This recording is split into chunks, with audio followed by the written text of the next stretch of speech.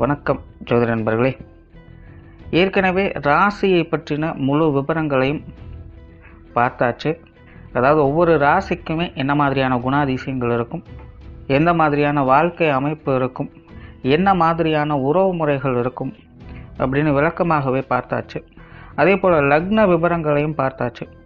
ராசி அமைப்பை போலவே லக்னத்திற்கும் ஒவ்வொரு விஷயங்களும் எப்படி இருக்கும் அப்படின்னு தனித்தனியாகவே சொல்லியிருக்கும். பார்க்காதவங்க டிஸ்கிரிப்ஷனில் லிங்க் இருக்கும், செக் பண்ணி பாருங்கள். இனி ராசி மற்றும் லக்னம் இது ரெண்டும் சேர்ந்த அமைப்பு எப்படி இருக்கும் அப்படிங்கிறத பற்றி பார்க்க போகிறோம். ஒரு குறிப்பிட்ட லக்னம் மற்றும் ராசியாக ஒரு மனிதருக்கு அமைந்து வரும் பொழுது அவங்களுக்கு என்ன மாதிரியான விஷயங்கள் இருக்கும் அப்படிங்கிறத பற்றி சில விளக்கங்களை ஜோதிடத்தில் பொதுவாக சொல்ல முடியும். இனி அந்த விஷயங்களை பற்றி தொடர்ச்சியாக பார்க்கலாம். பதிவை பார்க்குறதுக்கு முன்னாடி ஒரு சில விஷயங்களை கவனத்தில் வச்சுக்கோங்க. எப்பவும் சொல்லக்கூடிய விஷயங்கள் தான், இங்கு சொல்லக்கூடிய விஷயங்கள் முழுமையாக உங்களுக்கு பொருந்தணுங்கிற அவசியம் கிடையாது. ஏன்னா ஒரு மனிதனை பற்றி அவங்களுடைய சுய ஜாதகம் மட்டும்தான் முழுமையான விஷயங்களை சொல்ல முடியும். மற்ற விஷயங்கள் எல்லாமே ஒரு பொதுவான அமைப்பு கொண்டது தான். இங்கு சொல்லக்கூடிய விஷயங்களை நீங்கள் கிராஸ் பண்ணி வருவீங்க. உங்களுடைய வாழ்க்கையில் சில அனுபவங்களாகவும் உணர்வுபூர்வமான விஷயங்களாகவும் பெற முடியும்.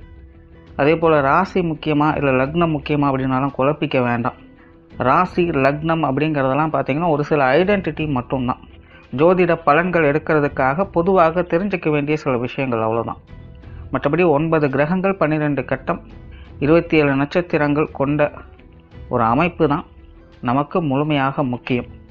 அதுதான் ஒவ்வொரு செகண்டும் நமக்கு தேவையான எல்லா விஷயங்களையும் தீர்மானிக்கிறது. அதனால் ராசி முக்கியமாக இல்லை லக்னம் முக்கியமாக அப்படின்னாலும் குழப்பிக்காதீங்க.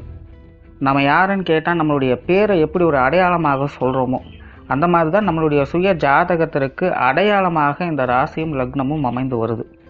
மற்றபடி இங்கே எல்லாமே முக்கியம் அப்படிங்கிறத மனசில் வச்சுக்கோங்க. கடகராசி விருச்சிக லக்னம். இந்த கடகராசி விருச்சிக லக்னத்தில் பிறந்தவங்கள நல்ல தர்ம சிந்தனை உடையவங்க, இல்லைன்னா ஆன்மீகத்தில் பலம் பெற்றவங்க அப்படின்னு சொல்லலாம். பெரியோர்களுக்கு மூத்தவங்களுக்கு நல்ல மரியாதை கொடுப்பாங்க, சாஸ்திர சம்பிரதாயங்களை மதிப்பாங்க, ஒழுக்க நெறி சார்ந்த விஷயங்களை விரும்பக்கூடியவங்களாக இருப்பாங்க. பெரும்பாலும் இவங்களுடைய மனம் அவ்வளோ சீக்கிரம் கெட்ட விஷயங்களை நோக்கி போகாது. வாழ்க்கையில் என்னதான் கஷ்ட நஷ்டங்கள் போனாலும் கூட இவங்க அதை பாசிட்டிவாக மட்டும்தான் பார்ப்பாங்க. எவ்வளவு பெரிய பிரச்சனைகளாக இருந்தாலும் மீண்டு எழக்கூடிய தன்மை அப்படிங்கிறது உங்களுக்கு உண்டு. கொஞ்சம் நல்ல ஆக்டிவாகவே இருப்பாங்க. பிரயாண விஷயங்கள்லாம் இவங்களுக்கு ஆர்வம் அதிகமாக இருக்கும். சின்ன வயசுலலாம் பார்த்திங்கன்னா ரொம்ப துருன்னு இருப்பாங்க. எங்கேயாவது அங்கேயும் நகர்ந்து கொண்டே இருப்பாங்க. ஒரு இடத்துல சும்மா இருக்கிறது அப்படிங்கிறது இவங்களால முடியாது. சிலருக்கெல்லாம் பார்த்திங்கன்னா எல்லா விஷயங்களுமே கொஞ்சம் அவசரத்தனம் அப்படிங்கிறது கூடுதலாகவே இருக்கும். டக்குன்னு அடுத்தடுத்த விஷயத்துக்கு போகணும் அப்படின்னு நினைப்பாங்க, ஆசைப்படுவாங்க. மன தூண்டுதல்கள், மன சஞ்சலங்கள் போன்ற விஷயங்கள் உங்களுக்கு அதிகமாக இருக்கும்.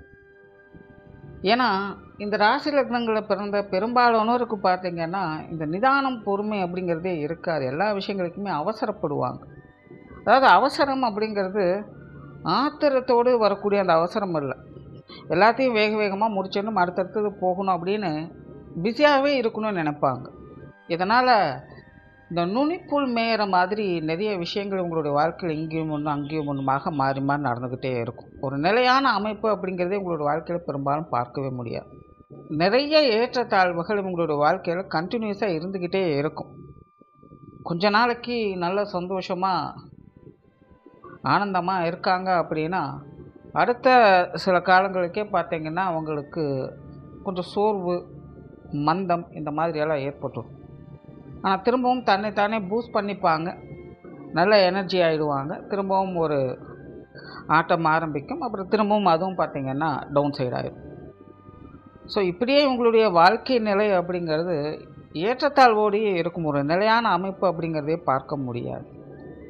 காரணம் என்னென்னா இந்த கடகராசி விருச்சிக லக்னத்தில் பிறந்தவங்க வாழ்வை பண்படுத்துவதற்காக பிறப்பெடுக்கக்கூடியவங்க. ஆரம்பத்தில் சொன்னேன் இவங்களுக்கு இந்த ஆன்மீக சிந்தனை தர்ம சிந்தனை அப்படிங்கிறது அதிகமாக இருக்கும் அப்படின்னு. ஆனால் உண்மையிலேயே இந்த ஆன்மீக சிந்தனை தர்ம சிந்தனைகளை எப்போ இவங்களுக்கு உதயமாகும் அப்படின்னு பார்த்தீங்கன்னா ஆஃப்டர் மிடில் ஏஜுக்கு பிறகு தான்.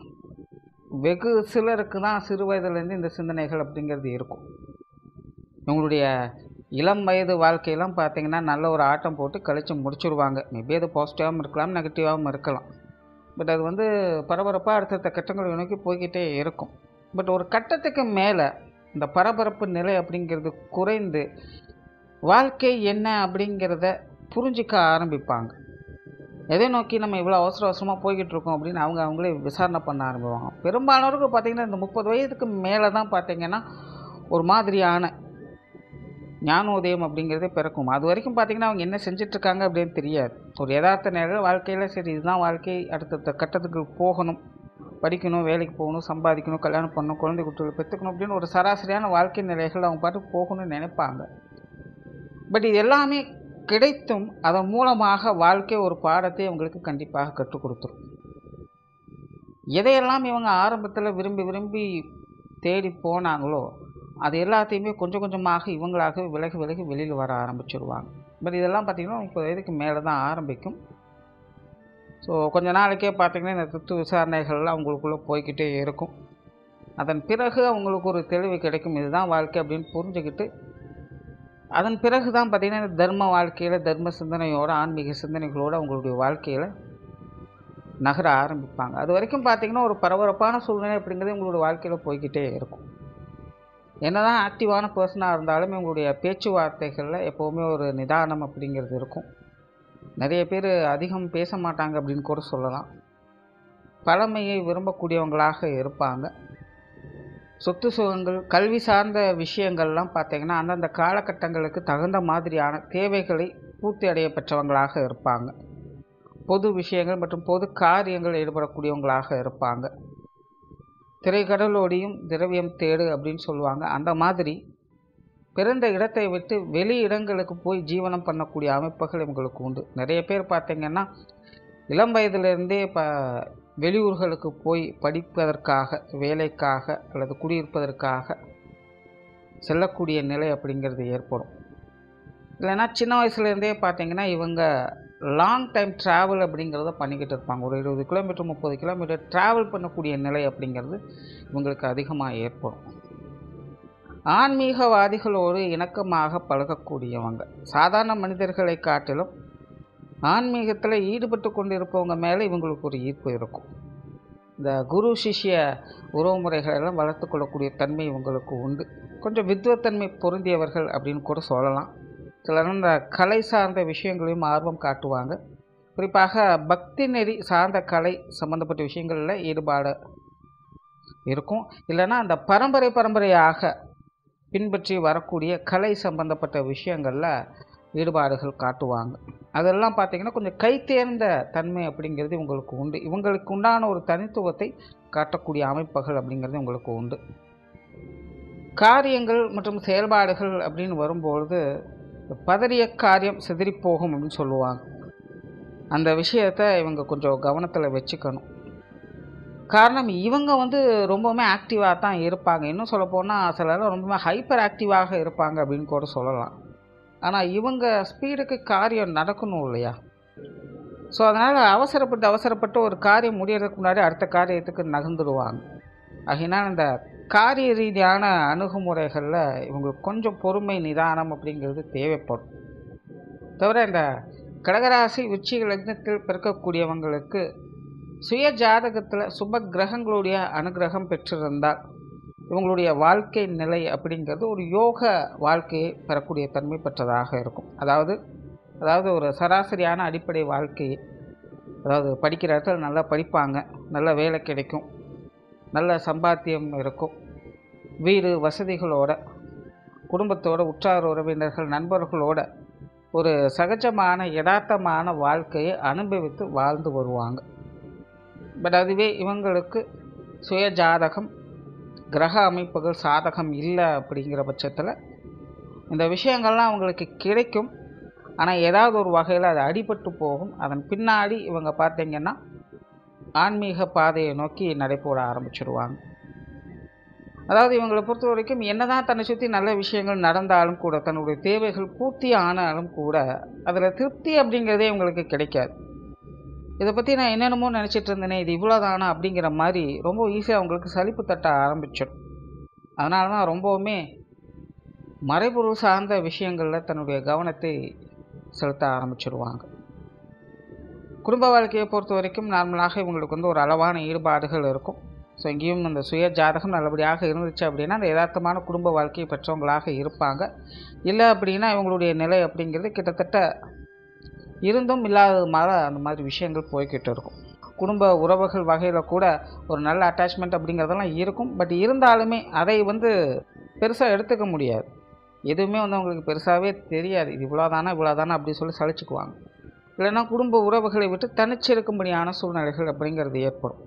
சிலர்லாம் பார்த்திங்கன்னா வேலைகளுக்காக தொழிலுக்காக ரொம்ப நாளைக்கு குடும்பத்தை விட்டு தனிச்சே இருப்பாங்க. இவங்க ஒரு பக்கம் இருப்பாங்க, குடும்பம் ஒரு பக்கம் இருந்துடும். இந்த மாதிரியான நிலை கூட நிறைய பேருக்கு ஏற்படும். ஸோ இவங்களுக்கு வந்து அந்த குடும்ப வாழ்க்கை அப்படிங்கிறது சுய ஜாதகம் கிரகம் இப்போ சாதகமாக இருந்தது அப்படின்னா ஒரு யதார்த்தமான குடும்ப வாழ்க்கையை பெற்று வருவாங்க. பட் இல்லை அப்படிங்கும்போது கொஞ்சம் டிஸ்டர்பன்ஸ் அப்படிங்கிறது இருக்கத்தான் செய்யும். பெற்றோர்கள் சார்ந்த விஷயங்கள் தனிப்பட்ட முறையில் இந்த கடகராசி விருச்சிக லக்னத்தில் பிறந்தவங்களுக்கு பெற்றோர்கள் மேலே ஒரு நல்ல மதிப்பு மரியாதை அப்படிங்கிறது இருக்கும். பெரியவங்களை இயல்பாகவே மதிக்கக்கூடியவங்க. அந்த வகையில் பெற்றோர்களை கண் போல நினைக்கக்கூடியவங்க. குறிப்பாக அப்பா மேலே ஒரு தனி பிரியம் பாசம் அப்படிங்கிறது அதிகமாகவே இருக்கும். அப்பா சம்பந்தப்பட்ட விஷயங்கள் காரியங்கள் இவங்களுடைய வாழ்க்கையில் நிறைய இடங்களில் நல்லது கெட்டதை டிசைட் பண்ணக்கூடிய விஷயங்களாக அமையும். அதாவது அது வந்து நல்லதாகவும் இருக்கலாம் அல்லது கெட்டதாகவும் இருக்கலாம். பட் அதற்கு மூல காரணமாக உங்களுடைய தந்தை அப்படிங்கிறது ஒரு பங்களிப்பாக இருக்கும். ஸோ இயல்பாகவே பெற்றோர்கள் மேலே நல்ல மதிப்பு மரியாதை வச்சுருக்கக்கூடியவங்க தான். பட் இருந்தாலுமே பெற்றோர்களுடைய விஷயங்கள் காரியங்கள் எப்போவுமே ஒரு நடுநிலைத்தன்மையை எதிர்பார்க்க முடியாது. நிறைய கான்ட்ரவர்சியான விஷயங்கள் ஏற்ற இறக்கங்கள் அப்படிங்கிற இருக்கத்தான் செய்யும். ஸோ சூழ்நிலை சந்தர்ப்பங்களுக்கு தகுந்த மாதிரி இவங்களும் கொஞ்சம் அனுசரித்து போக வேண்டியதாக இருக்கும். ஸோ ஒரே மாதிரியான விஷயங்களை எதிர்பார்க்க முடியாது. அண்ட் உடன்பிறப்புகள் சார்ந்த விஷயங்கள் இதுவும் பார்த்திங்கன்னா முன்னாடி சொன்ன மாதிரி தான். தனிப்பட்ட முறையில் உடன்பிறப்புகள் மேலே ஒரு அக்கறை பாசம் அப்படிங்கிறது இருக்கும். குறிப்பாக இவங்களுடைய மூத்த உடன்பிறப்புகள்லாம் பார்த்திங்கன்னா இவங்களை அனுசரித்து போகக்கூடியவங்களாக இருப்பாங்க. பல நேரங்களில் இவங்களுக்கு சப்போர்ட்ஃபுல்லாக இருக்கக்கூடியவங்களாக இருப்பாங்க. பட் இருந்தாலும் மன ரீதியாக பார்க்கும்பொழுது நிறைய விஷயங்களை கொஞ்சம் கான்ட்ரவர்சியான சமாச்சாரங்களையும் பார்க்க முடியும். இன்னும் கிளியராக சொல்லணும்னா திருமண வாழ்க்கைக்கு முன்னாடி இருக்கக்கூடிய உடன்பிறப்புகளுடைய உறவு முறைகள் அப்படிங்கிறது ரொம்பவுமே நல்லபடியாக இருக்கும். திருமணத்துக்கு பிறகு அது இவங்களுக்கோ அல்லது இவங்களுடைய உடன்பிறப்புகளுக்கோ திருமணம் அப்படிங்கிறது ஏற்பட்ட பிறகு அவங்களுடைய உறவு முறை வாழ்க்கை நிலை அப்படிங்கிறதெல்லாம் பார்த்தீங்கன்னா கொஞ்சம் டிஸ்ட்ராக்ஷன் அப்படிங்கிறது இருக்கும். அண்ட் இவங்களுக்கு திருமண வாழ்க்கை கணவன் மனைவி உறவுகள் அப்படிங்கும்போது இது ஒரு வகையில் சாதகமான நிலைகளில் தான் இருக்கும். நார்மலாகவே இந்த காதல் சம்மந்தப்பட்ட விஷயங்களில் அதிக ஆர்வம் காட்டக்கூடியவங்க தான். வாழ்க்கை துணையை நேசிக்கக்கூடியவங்க. ஸோ திருமண வாழ்க்கை அப்படிங்கிறது பெரும்பாலும் இவங்களுக்கு ஒரு சாதகமான அமைப்புகள் தான். பட் சுய ஜாதகத்தில் நெகட்டிவ் கிரகங்களுடைய ஆதிக்கம் இல்லாமல் இருக்கணும். அப்படி பாசிட்டிவாக இருக்கும் பட்சத்தில் இவங்களுடைய திருமண உறவுகள் அப்படிங்கிறது பெரிய அளவில் பாதிப்புகள் அப்படிங்கிறது இருக்காது. சின்ன சின்ன சங்கடங்கள் வழக்கமாக வரக்கூடிய மனஸ்தாபங்கள் சண்டை சச்சரவுகள் இப்படி வந்தாலும் கூட எல்லாத்தையுமே எளிமையாக சமாளிச்சுட்டு போயிடுவாங்க. பட் நெகட்டிவ் கிரகங்களுடைய ஆதிக்கம் இருந்துச்சு அப்படின்னா குடும்ப உறவுகளால் கணவன் மனைவி உறவுகளுக்குள்ள பாதிப்புகள் அப்படிங்கிறது கொஞ்சம் அதிகமாகவே ஏற்படும் அப்படின்னு சொல்லலாம். ஏதாவது ஒரு வகையில் இவங்களுடைய கணவன் மனைவி உறவுகளுக்குள்ளே குடும்ப உறவுகளுடைய தலையீடுகள் அப்படிங்கிறது ஏற்பட்டு அது தேவையில்லாத குடும்ப குழப்பங்களை ஏற்படுத்திக்கிட்டு இருக்கும். ஸோ அதனால் திருமண உறவுகள் அப்படிங்கிறது கொஞ்சம் சங்கடத்தை சந்திக்கலாம். இப்போ திருமண வாழ்க்கை அப்படிங்கும்போது இந்த சுய ஜாதகம் அப்படிங்கிறது கொஞ்சம் அதிகமாக தேவைப்படும். அண்ட் குழந்தைகள் சார்ந்த விஷயங்கள் இது கொஞ்சம் சாதகமாக இருக்கும். குழந்தைகள் வகையில் சுக அனுபவங்களை பெற்று வாழக்கூடிய தன்மை நார்மலாகவே இந்த விருச்சிக ராசி விருச்சிக லக்னங்களுக்கு எப்பொழுதுமே ஒரு சாதகமான அமைப்புகளை வேலை செய்யுது அப்படின்னா அது இந்த குழந்தைகள் சம்மந்தப்பட்ட விஷயங்களாகத்தான் இருக்கும். அந்த வகையில் கடகராசி விருச்சிக லக்னம் அப்படிங்கும்போது இந்த குழந்தைகள் சம்மந்தப்பட்ட விஷயங்கள் எல்லா வகையிலுமே கொஞ்சம் சாதகமான நிலைகளில் தான் இருக்கும். உற்றார் உறவினர்கள் நண்பர்கள் சார்ந்த விஷயங்கள் இது ஒரு கலவையான நிலைகளில் வேலை செய்யும். குறிப்பாக நண்பர்கள் சம்மந்தப்பட்ட விஷயங்கள் உங்களுக்கு ஓரளவுக்கு அனுசரித்து போகலாம்.